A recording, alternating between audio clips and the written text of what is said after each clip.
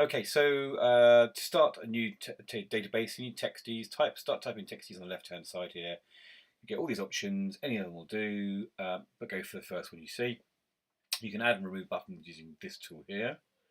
And you're looking for the database button, which is the zigzag. Close that box, and that creates these tools here.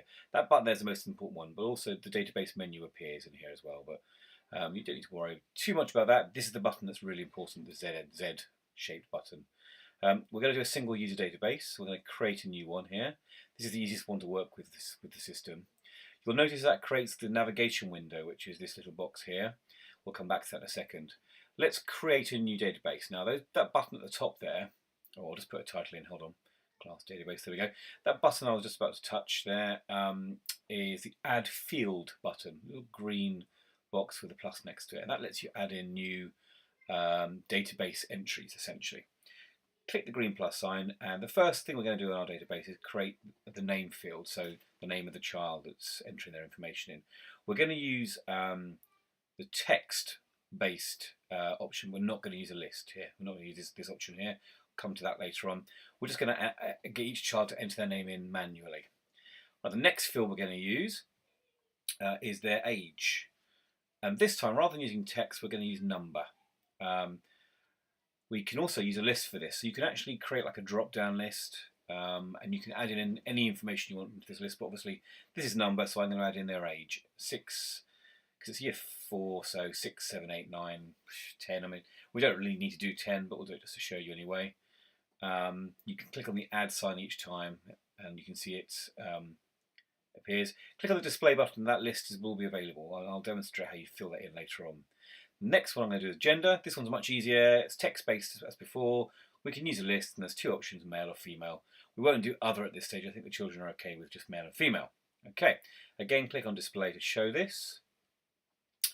You can see here the fields are labelled, name, age, and gender. And I'm just going to move these over here so you can see the rest appearing as we type. The next field we're going to use is hair colour. And again, I reckon we can do a list for this, because basically there's only a certain number type of hair color, hair types, and it makes it just a bit easier to guarantee you get just the right information in your database. So I'm going to add all those in: brown, blonde, redhead, and so on. It just gives them a choice rather than adding in things like slightly grey or a little bit brown and so on. Okay. You can, obviously I'm adding in Auburn here. I mean, you could add in, I'll share to add in more information later on, even after you've created the list. So display that. We'll come back to how you can play around with that later on. If you want to, click on there. You can go back onto the list and add more in. Okay, and that was that green symbol with a little sort of note document in front of it. Third from the left there.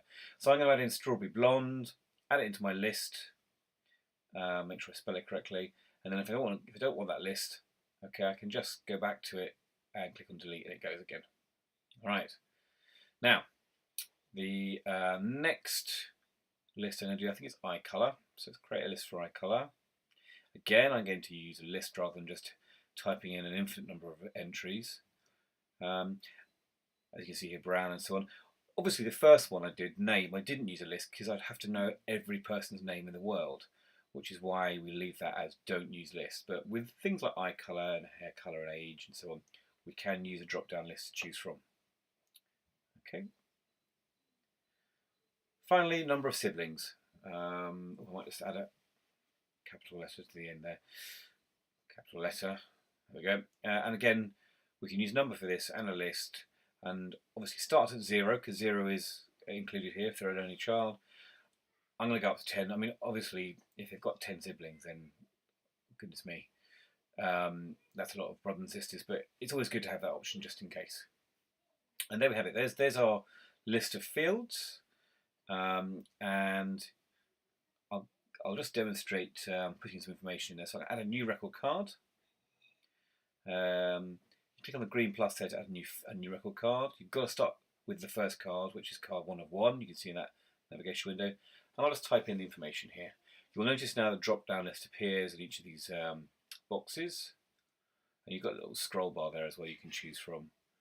There we go. Now I'm going to do another record card. So that's the first one. Click on the plus sign again. It hasn't deleted it. It's just created a new record card. Create a new person as well. Make sure she's different this time. Let's have green eyes. That's it. And she's an only child. Oh. And you can see here now I've got 2 record cards. They both exist. I can always add more if I want. You can even see it as a spreadsheet if you click on the tab at the top there, that one there. And they go back to, you can have different views as well. We'll talk about the different views in another video.